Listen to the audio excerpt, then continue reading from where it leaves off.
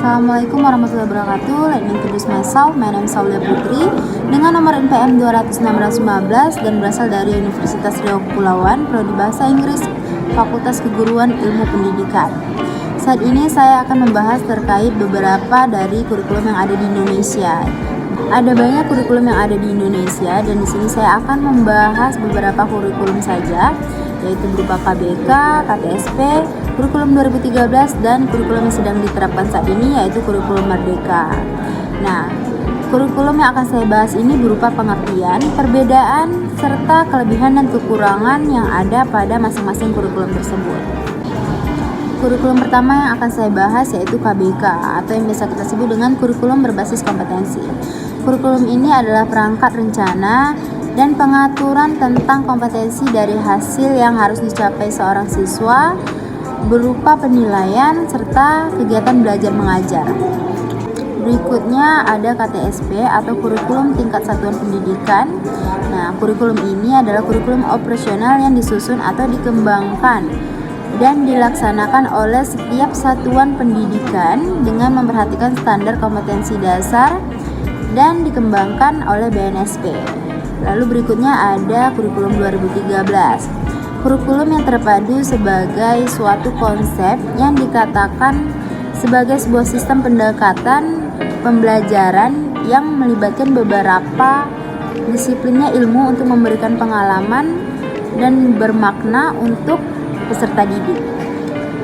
Lalu berikutnya ke kurikulum yang sedang diterapkan saat ini yaitu kurikulum Merdeka. Nah, kurikulum Merdeka tersebut ialah kurikulum yang disusun dalam rangka mengutamakan peningkatan karakter dalam perkembangan kemampuan afektif, kognitif, dan psikomotorik. Nah, kurikulum ini dibagi menjadi dua struktur, khususnya kegiatan intrakurikuler dan kegiatan proyek.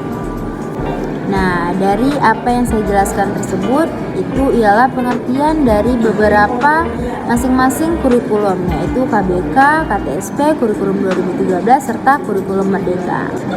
Baiklah, sekarang kita beralih ke perbedaan dari masing-masing kurikulum tersebut. Nah, dimulai dari KBK dan KTSP. Apa sih perbedaan dari KBK dan KTSP dengan kurikulum yang lainnya? Nah, kalau kurikulum KBK dan KTSP itu lebih menekankan pada aspek pengetahuan dan jumlah jam pelajarannya lebih sedikit dibanding jumlah kurikulum 2013 gitu. Sedangkan kurikulum 2013 itu jumlah jam pembelajarannya lebih banyak dibandingkan KTSP dan standar penilaian menggunakan penilaian otentik atau mengukur semua kompetensi, sikap, keterampilan, dan pengetahuan berdasarkan proses dan hasil.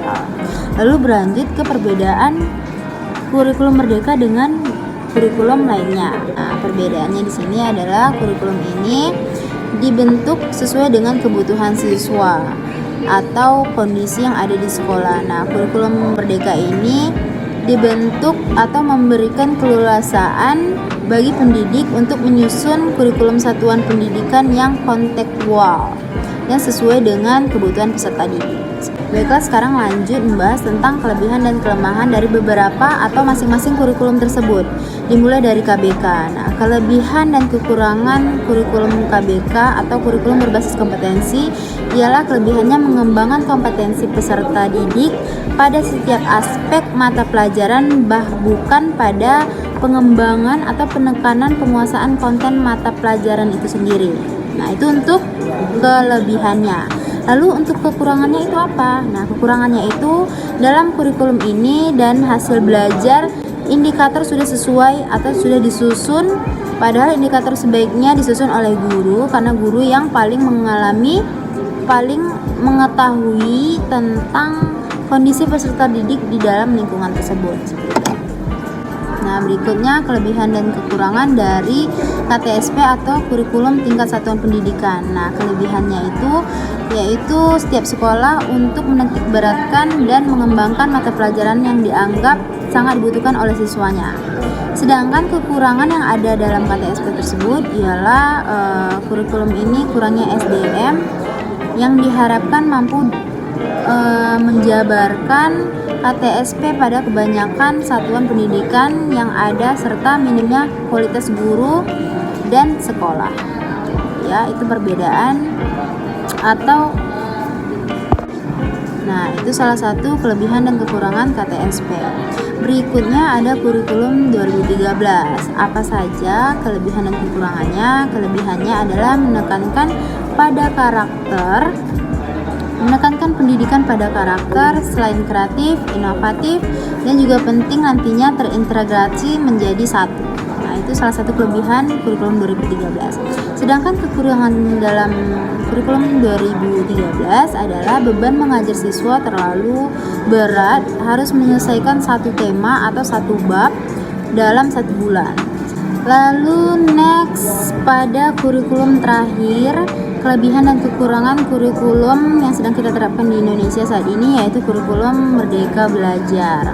Nah, kurikulum ini kelebihannya adalah mereka lebih berfokus ke materi yang esensial dan pengembangan kompetensi siswa pada proses pembelajaran yang diubah menjadi lebih menyenangkan atau menjadi lebih mendalam dan sederhana. Sedangkan kekurangannya adalah kurikulum ini sistem pendidikan dan pengajarannya yang belum terencana dan belum terstruktur dengan baik. Nah, mengingat kurikulum Merdeka ini masih seumur jagung, usai diluncurkan oleh Mendikbud beberapa waktu yang lalu, kurikulum Merdeka ini masih perlu dilakukan pengkajian dan evaluasi yang lebih mendalam agar lebih efektif dan tepat dalam penerapannya. Sekian beberapa penjelasan tentang pengertian, perbedaan, dan kelebihan kekurangan dari beberapa kurikulum yang ada di Indonesia. Saya akhiri. Wassalamualaikum warahmatullahi wabarakatuh.